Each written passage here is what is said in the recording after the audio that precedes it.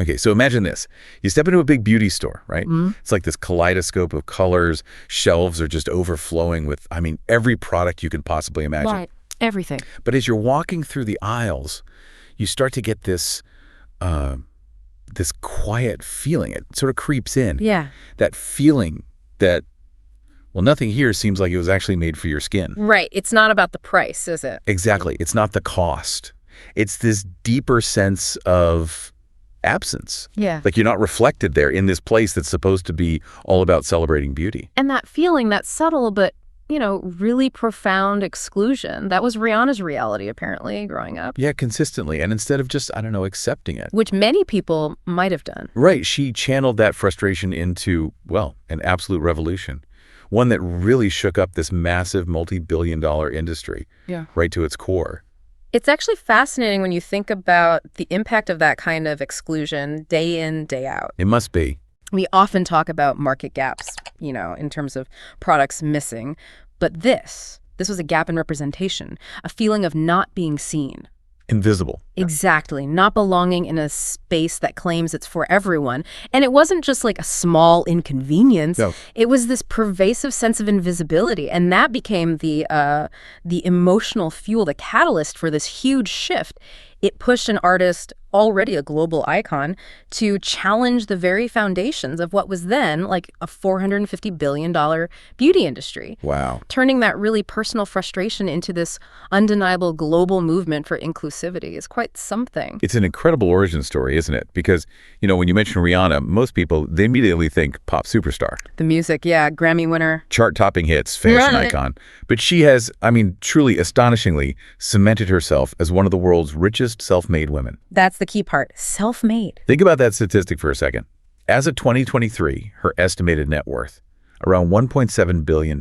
Just staggering numbers. And what's really remarkable here, what makes her story so compelling for this deep dive, is that over $1.4 billion of that fortune comes directly from Fenty Beauty. From makeup. From makeup. Yeah. Not music, not touring.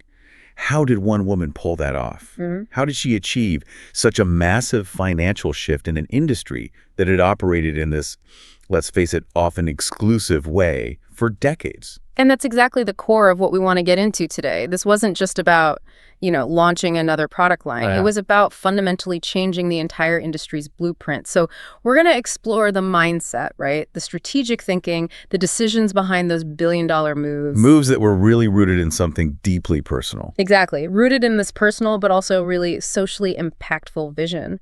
How did she spot such a huge unmet need? And then not just fill it, but completely redefine what beauty even means for millions. You've really hit on that central paradox, I think. The world saw her as a singer. Pop star. Fashion plate. Yeah. But she, from everything we've read, she called herself a disruptor right from the start. Yeah. An intentional disruptor. So today, we're setting the stage.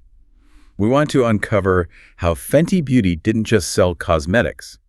It profoundly redefined beauty for millions of people who, for just way too long, had been completely ignored. Or marginalized. Utterly marginalized by the mainstream beauty world. Which brings us right to our mission for this deep dive. We're going to really try and unpack this systematically. Okay. We'll look at the financial philosophy driving her career strategy, which was pretty unconventional. Definitely. The unique habits and behaviors that fueled this rise, her core life philosophy, how she made decisions, her incredible social influence, which is undeniable. The Fenty effect. Exactly. And finally, the long-term game. How Fenty Beauty went from just an idea to this cultural and commercial powerhouse. And this isn't just, another celebrity success story, fun as those can be. Right. This is different. It's really a masterclass in how to challenge norms, how to spot unmet needs, Right. and how to build something with real purpose, with integrity. So we'll pull out the key lessons, things that you, listening, can potentially apply to your own ventures, your career decisions, how you approach solving problems, big or small. #tag to the Yonya. Main content. Okay, so let's dive right into that unique financial mindset, because that really set Rihanna apart, didn't it? It really did. Picture this. It's 2016. Rihanna is, she's a global phenomenon. Huge. Music's everywhere. Dominating the charts, setting fashion trends. So naturally, every major brand wants her. They're all clamoring for her endorsement. Absolutely. Millions on the table. Think about those offers flooding in. Multi-million-dollar contracts. Easy money, right? Minimal involvement needed from her. Guaranteed global exposure. The standard celebrity playbook. Exactly. Most celebrities, let's be honest, they would have signed those deals, like, immediately. Without a second thought, yeah. But Rihanna, she did the exact opposite. She turned down deal after lucrative deal. Why? Why turn down what looks like an obvious win? And that's where it gets really insightful, I think. She declined those deals, not because she was arrogant or anything, but because her vision was just much bigger than being an ambassador. She had this lived experience, something she talks about quite openly. Growing up in Barbados. Yeah, growing up in Barbados, constantly struggling to find makeup that matched her skin tone. She said, there were countless times I wasn't represented in the beauty world. That phrase, not represented, it's powerful. It is. So for her, getting into beauty wasn't about a quick endorsement check. It wasn't a side project. It was this deep emotional need. An imperative. Exactly. She saw this glaring, painful gap the market had just stubbornly refused to fill. And she realized she finally had the platform and maybe crucially the courage to fix it herself. It was about ownership. Ownership and control. Control of the solution, not just putting her name next to someone else's product. And wow, what a solution it turned out to be. 2017, she launches Fenty Beauty, groundbreaking partnership with LVMH, right? One of the world's biggest luxury groups. Huge, massive infrastructure. But this wasn't the typical celebrity deal, not just licensing her name for a percentage. No. Rihanna famously kept a 50% ownership stake. 50%. Which is massive. It signals real partnership, real investment. She wasn't just endorsing, she was building a business. No. Brick by meticulous brick. And the first big splash, that revolutionary launch. The 40 Shades. 40 Shades of Foundation, right out of the gate. Unheard of, truly. Absolutely unprecedented. In an industry that had always worked with this very limited, often, let's be real, exclusionary palette. And that single decision, launching with 40 Shades, it was so much more than just a product choice. It felt like a statement. It was a radical financial statement, Right. a declaration. It basically announced, we're not just chasing easy profits from the usual majority. We're here for everyone. We are here to serve everyone, especially those people, those communities the beauty industry has historically just overlooked, ignored, failed to see. Think about the financial risk involved in that, though. Oh, huge. The upfront investment to develop and produce that many shades, it's significant. Like R&D costs. Manufacturing complexity goes way up, inventory risk. Yeah. But it showed this unwavering commitment to inclusivity as a core business principle. Right in the brand's DNA from day one. Baked in. Totally baked in. This wasn't some cautious little step. It was a huge leap of faith, backed by serious capital. And that leap paid off. Big time. The numbers speak for themselves. They really... Within just the first month, Fenty Beauty generated, $72 million in earned media value. Which is basically free publicity from buzz. Incredible. Insane buzz. By the end of 2018, over $550 million in revenue. Astonishing first year. And by 2021, Forbes is reporting the brand is the main driver of her, $1.4 billion fortune. Mostly from beauty. Yeah. But when you look past those huge numbers, what really stands out, what our sources keep highlighting, is her core philosophy about money. Right. Money isn't the end goal for her. It's the engine. Exactly. It's the engine. She wasn't chasing wealth just for status or to pile it up. Right. She was strategically using wealth as a tool, a powerful engine to solve this massive social and emotional problem on a global scale. Which is such a contrast to the usual celebrity approach. Oh, completely. Where it's oft about maximizing personal gain, minimal input, Rihanna just flipped that whole script. She invested everything, capital, reputation. Her genuine intention into something demonstrably bigger than just herself. And she proved, pretty decisively, What did she prove? that financial power is actually most meaningful, most impactful when you aim it, when you use it purposefully to fix what the market overlooks, or maybe even actively suppresses. So those foundation shades, they weren't just colors. Not just colors in a bottle, they were declarations of visibility. Every single dollar Fenty earned, in that sense, became like a receipt of representation for millions. Wow. A receipt of representation. I like that. It validated a need, and it showed the whole industry what was actually possible, what they've been missing. This gives us such a powerful way to rethink money, doesn't it? For ourselves. Definitely. Don't just earn it. Aim it. Use your financial resources, whatever size they are, to challenge systems, redefine standards, build the things you wish existed. Yeah. If your money isn't solving a problem you once faced, Or one you see others facing. Maybe you're not using it to its full potential. It's transformative potential, yeah. So here's something for you listening to think about.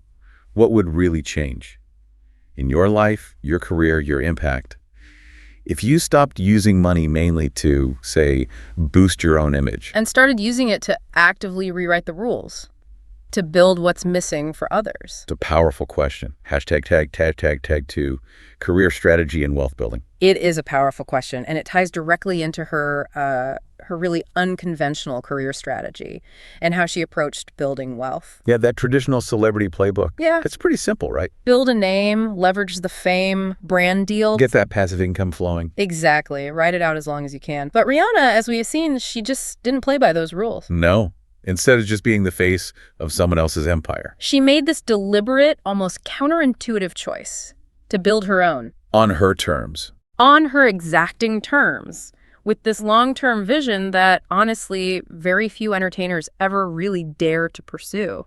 And she made that move that, at the time, really confused people. Yeah. What was that? Remember, she slowed down her music career significantly. Right. After years of just dominating hit after hit. Suddenly, no new albums for a long stretch, fewer performances, this quiet period. People were scratching their heads. Fans, critics. Everyone thought maybe she was retreating, winding down. But she wasn't retreating. Not at all. She was building. Yeah. Behind the scenes, with this relentless focus, she was meticulously working on Fenty Beauty. A brand that needed more than just her image. It needed her brain, her intuition, her, unwavering attention to every single detail. This was a long game, totally different from the album cycle rhythm. And that partnership with LVMH, it wasn't just a simple licensing deal, was it? No, slap your name on it and walk away. It was a really strategic alignment. You had this global icon with immense cultural influence. Meeting the most powerful luxury group in the world. Right. Fenty Beauty got LVMH's expertise in manufacturing, distribution, their global retail network. Huge advantage. And in return, Rihanna brought the cultural capital, the vision, the perspective the beauty world had been missing for so long. It was a brilliant business move, really. star power meets corporate infrastructure. Exactly. But even more critical, I think, is that she wasn't just a figurehead. Showing up for the launch party. He was involved. Deeply, unequivocally involved. Our sources talk about her being in every part of it. Like what? Product development, the packaging design, which is iconic, the campaign direction, the whole consumer experience. She wasn't creating for some generic audience. No, she was creating for people like her, women who'd been excluded, overlooked, misrepresented by traditional beauty. That hands-on approach, it built incredible trust. Authenticity. And this whole approach, being so involved, so purpose-driven, it paid off, not just in loyalty, but in real numbers. Huge numbers. Over $550 million revenue in the first year alone. 2017 launch, right? And then 2020, Time magazine lists Fenty Beauty as one of the 100 most influential companies. Pretty amazing validation. And while lots of celebrities jump from project to project, Flitting around. yeah, Rihanna did something different. She doubled down. She built an empire. Right, Fenty Skin in 2020. Skincare. And then just this year, 2024, Fenty Hair. Expanding the universe. Exactly. Each move wasn't random. It was part of this bigger, cohesive ecosystem. She wasn't just building products, she was building a world. An inclusive beauty universe. Yeah. Reflecting every shade, every texture, every identity, consistent strategic growth. And the result of all this multifaceted strategy. She became one of the wealthiest women in entertainment. Not primarily because of music, which is incredible. But because of equity. Ownership. Yes. She owned a significant piece of everything she built, from the ground up, in an age where fame can be so fleeting. Here today, gone tomorrow. Right. She built something with intrinsic value, foundational strength, something that could actually outlast her own celebrity. That's a powerful lesson right there. Huge lesson. Wealth isn't just about income. It's about ownership, strategy, and patience. Patience to see it through. Yeah. Most people get early wins, they cash out, use the momentum to exit. But she leveled up? She leveled up, reinvested, expanded strategically. She took the longer road, the harder road, arguably. And it made her a mogul, not just another millionaire. Exactly. So you have to ask yourself, listening, are you just chasing the quick money? Or are you building long-term equity? Are you waiting for someone else to give you a seat at their table? Or are you designing the table yourself? Yeah. Like Rihanna did. She didn't just join the beauty industry. She fundamentally rewired it. Right. Changed the rules. #3. success habits, unique behaviors. And that rewiring, it brings us right to her unique success habits, her behaviors. Yeah, when people think Rihanna, it's often the glamour, right? Red carpets, sold-out tours. Viral fashion moments. Totally. But what our sources show, behind all that undeniable glam, there's something much more powerful working. What's that? Deep discipline, meticulous precision, and this relentless commitment to authenticity. She really redefined what celebrity involvement in a brand actually means. That's a key distinction, isn't it? Yeah. While many celebs would just, delegate product development to teams. Show up for the photo op. Right. Rihanna took a totally different path. She didn't just endorse Fenty Beauty, she immersed herself in it. Truly. The stories from her team, they're pretty revealing. Like being in the lab. Literally in the lab, not figuratively. Actually there, side by side with the chemists, the product developers. Testing shades herself. Countless shades. Adjusting textures. Debating formulas until they were exactly right, according to her vision. And the key question she kept asking, it wasn't what will sell. No, it was different. It was, what do people actually need but can't find anywhere right now? That shift from profit-driven to problem-solving. That small but profound shift in thinking. It made all the difference for Fenty. And the most iconic example of that problem-solving, that rigor, Yeah. it has to be the foundation, right? Oh, the Pro Filter Soft Matte Longwear, absolutely. Launching in 2017 with 40 shades, later expanded to 50. It sent shockwaves. Yeah. Because up till then, most makeup lines Focus heavily on lighter to medium tones, maybe a handful of options for deeper skin if you were lucky, often as an afterthought. Fenty didn't just include darker shades, it built the whole brand identity around them. Exactly, but people often overlook the massive logistical challenge there. Developing 40 perfect shades. High-quality, stable shades across different skin types, that's a huge investment. Pigment sourcing, stability testing, managing all that inventory. It was a massive undertaking. And it just exposed the industry's historical neglect by setting this new, seemingly obvious standard. What made it even more radical, though, was her focus on the in-between shades, wasn't it? Yes, those nuanced tones, not quite light, not obviously dark, didn't fit the old limited boxes. Fenty's commitment was saying, real people don't come in standard tones. And beauty shouldn't be boxed in. It was about acknowledging, valuing the full spectrum, even the subtle variations. And her success habits, they went beyond just product innovation. Oh, yeah. She had this uncanny ability, almost prescient, to sense these big cultural currents before they became mainstream. Like authenticity. She knew authenticity wasn't optional anymore. It was becoming the new currency. She knew representation wasn't just a nice to have. It was a moral responsibility. A moral responsibility. And maybe most importantly, she never flinched from taking big risks. Launching 40 shades was risky. Expensive. Definitely expensive. Higher R&D, manufacturing complexity, inventory risk. But Rihanna didn't see diversity as some fleeting trend to cash in on. She saw it as necessary. A necessity, non-negotiable, personal. And that clarity gave her the courage to do what others wouldn't dare. Purpose over perceived profit. Her team always talks about the work ethic behind the cool exterior. Tireless worker. Consistent dedication. Deeply hands-on, not just for the cameras, but in the quiet, grueling work of making things perfect. Obsessing over details, the feel of the packaging, the casting choices, how a product actually feels when you use it. She questions, listens, edits. And perfects. These behaviors, mostly invisible to the public, that's what set her apart. Not just talent or fame, but the meticulous, honest, precise way she built the brand. So the real lesson here for us, what is it? Success isn't really found in the spotlight, is it? It's in the details. In the hours no one sees you putting in, and in a world full of shortcuts, superficial branding. Rihanna's biggest flex, her most powerful move. She still shows up to the last. She's still personally invested, day in, day out. That is powerful. So maybe think about this, you listening. In the things you're bettering, a project, a business, your personal brand, are you really involved?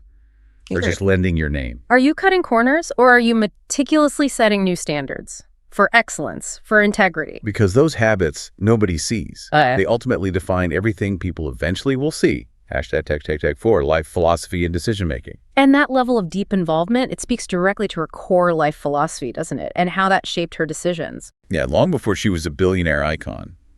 She was just a young girl in Barbados. Walking through beauty aisles. And quietly realizing something painful. Her reflection wasn't really welcome there. The ads didn't look like her. The shades didn't match. And the unspoken message, repeated over and over, was pretty clear. You're outside the frame, you don't belong here. That experience, those formative years, it shaped more than just her identity. It shaped her business philosophy.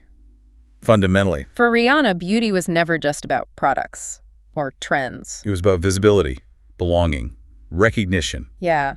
And as she became this global icon, she carried that awareness, that insight like a compass. It never wavered. Every major decision with Fenty, driven by that one core idea. Pretty much no one, absolutely no one, should ever feel invisible in a space that's supposed to make people feel seen.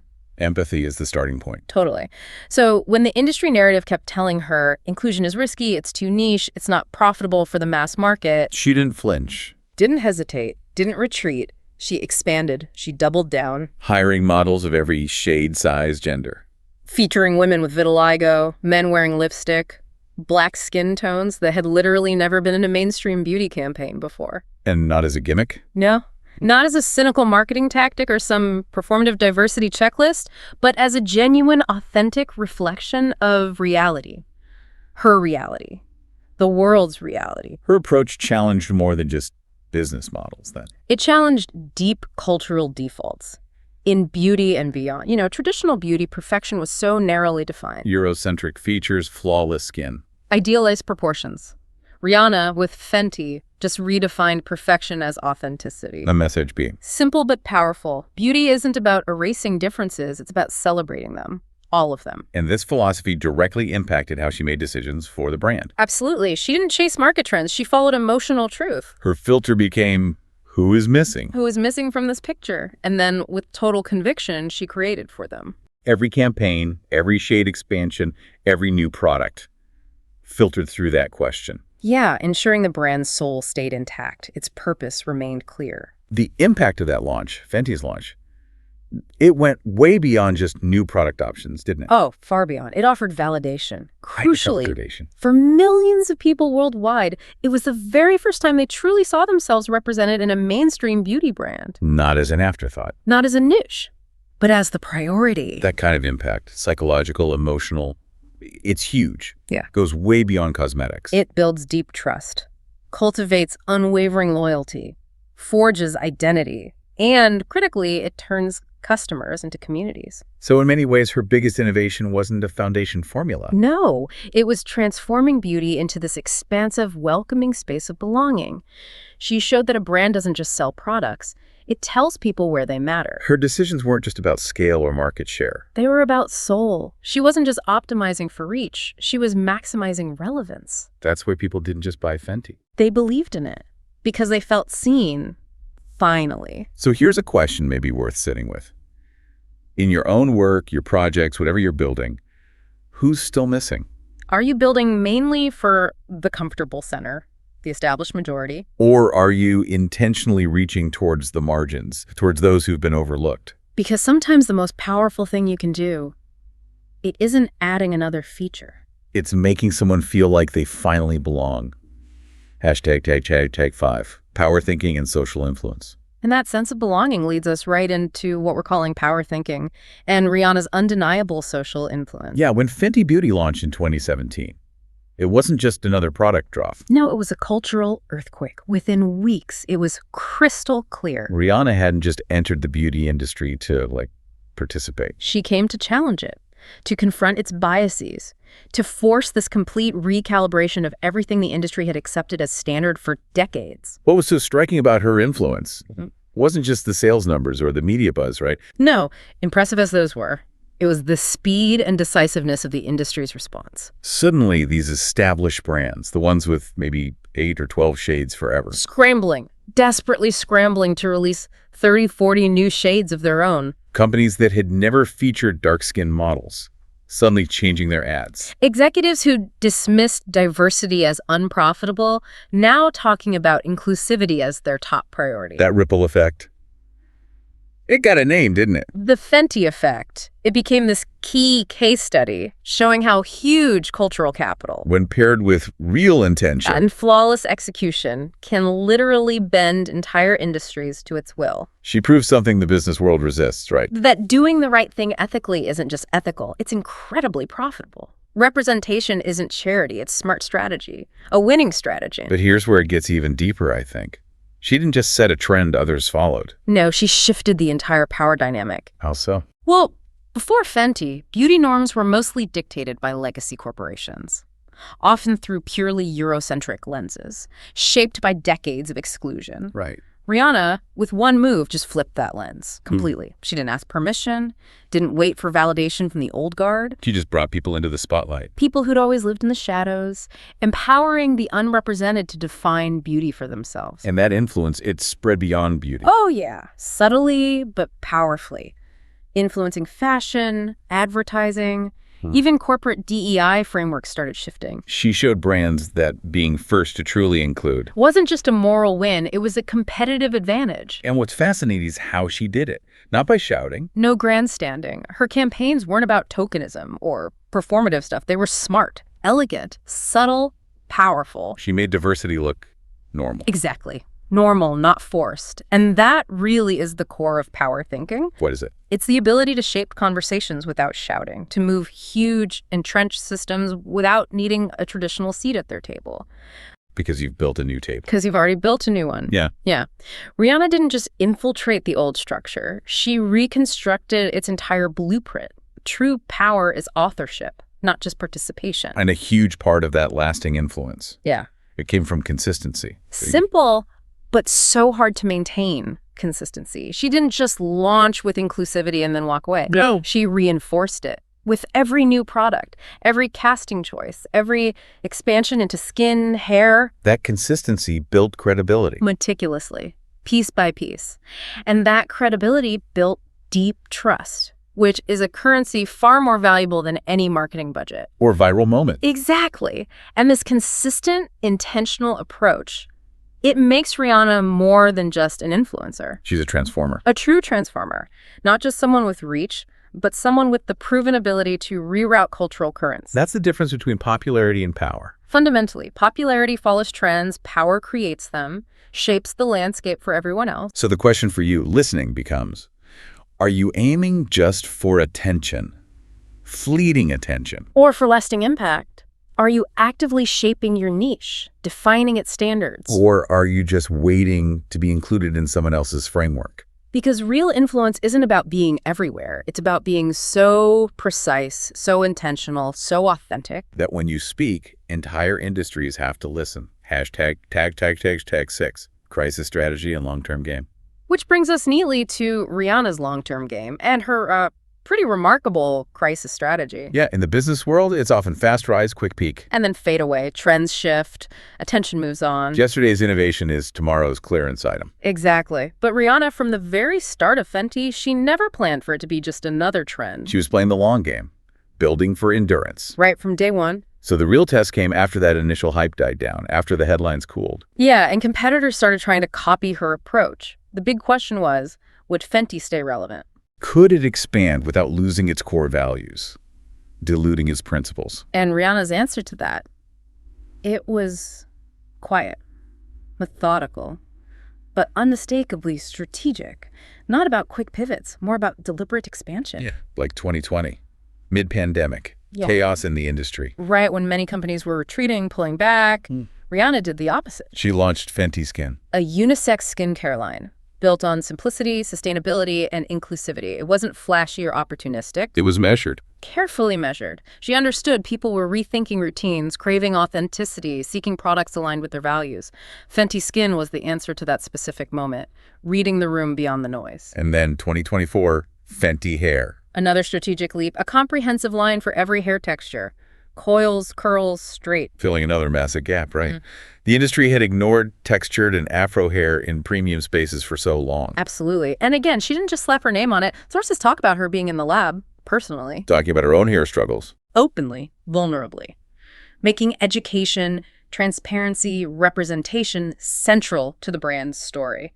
It shows that strategy, doesn't it? Every expansion feels like a continuation. A natural continuation, not a departure. It all fits in the same ecosystem of values. Visibility, quality, community. Exactly. She's not just chasing quarterly wins, she's building generational equity, something that can last for decades, rooted in principles that don't change with market wins. And her crisis strategy is revealing, too. It's counterintuitive. How so? Well, in uncertain times, economic downturns, social upheaval, most brands play it safe. Cut costs, shrink teams. Shift messaging to appeal to the broadest market, maybe dilute their identity. Right. Rihanna does the opposite. She leans deeper into her niche, tightens her brand voice, makes it more spoken. It's bold moves when others get cautious. Exactly. Why? Because she gets that true loyalty isn't built when things are easy. It's built when they're hard, uncertain, challenging. That's when authenticity really matters. And she also knows when to pull back, right? Yeah. That's part of the long game, too. Yes. Maison Fenty, her LVMH fashion house, put on hold in 2021. Instead of stretching too thin, compromising quality or vision. She made the tough call to step back. That's also part of the long game. Knowing when to pause, retreat slightly so you can go forward stronger, with renewed focus. What really sets her apart isn't just expanding the empire. It's her refusal to compromise the soul of it. She doesn't scale at the expense of identity, doesn't dilute the vision for speed. She's not addicted to fleeting relevance. She's playing for legacy. And that's how lasting empires are built. Not through hype, but through depth. Not by chasing every opportunity, but by choosing precisely. With intention. Rihanna knows products come and go. But values endure. Values endure. They shape the future. So another question for you listening. Are you building something resilient enough to survive the silences, the setbacks, the seasons of uncertainty? Are you just scaling your surface success? Or are you diligently deepening your foundation, making it stronger? Because in the long game, the ones who last aren't the ones who go fastest. They're the ones who know with absolute clarity why they started. And they never, ever forget it. ##3 outro. So what Rihanna built with Fenty, it really is more than just a great business story. It's like a blueprint. It's a blueprint for how to lead with vision, serve with purpose, and win with integrity. She didn't just enter a market and carve out a little space. No, she reshaped the wall. Reshaped the walls of the industry. She didn't wait for the world to become more inclusive. She actively made it inclusive. Product by product, shade by shade. Decision by deliberate decision. Greatness, doesn't always come from something flashy or instantly viral. Sometimes it's quieter. Sometimes it comes from quietly, resolutely identifying what's been missing for a long, long time, and then daring to fill that silence with something real, authentic. Fenty's 40 Shades weren't about a trend. They were about truth. The truth of millions excluded for decades. And showing that inclusion isn't just possible, it's powerful. What's most remarkable, maybe, isn't just the money, though that's impressive. It's the clarity. The absolute clarity of her vision. She knew exactly who she was creating for, knew exactly what message she wanted to send. And she never let the industry noise blur that signal. Never got distracted from that core purpose. That's what made Fenty not just successful, but inevitable. Inevitable. I like that. Because the most enduring brands, the most impactful movements, the lasting legacies, they're always built by people who dare to answer a question no one else is asking. People who pursue a vision not just because it might be profitable. Because it's personal. Deeply personal. Rihanna didn't just challenge the rules. She quietly, powerfully, permanently rewrote them. So the real lesson here, the liberating one for you listening. You don't need everyone to believe in your vision right away. You just need to believe in it enough. With unwavering conviction to build it anyway. So think about this. What's the story you're building? In your life, your work? And will it still matter when the spotlight moves on? Have you ever walked into a store, scanned a room, considered an industry, and just felt like nothing there was really made for you? Not because you didn't belong, but because it felt like no one even thought of you when they were building it. That feeling, that quiet, sometimes painful erasure, that's what Rihanna turned into fire. Into a vision. Into a billion-dollar answer to that question. So many of us ask silently, where do I fit in? Maybe you felt it too. In business, in your career, in a room where you knew your voice, your perspective, wasn't the default, wasn't expected. If you have, then this story, this deep dive, it's yours too. Right. Absolutely. And now the question for you is, what would it look like if you stopped waiting to be seen? and started building something that sees others, uplifts them, validates them. If this deep dive resonated, if it sparked something in you, a question, an idea, a reminder of your own worth. Don't keep it to yourself. Share this story. Start that conversation with someone who needs to hear it. Because the world doesn't really change from big speeches, does it? No. It changes when one person sees what's missing. And simply refuses to ignore it any longer. So what will you build next?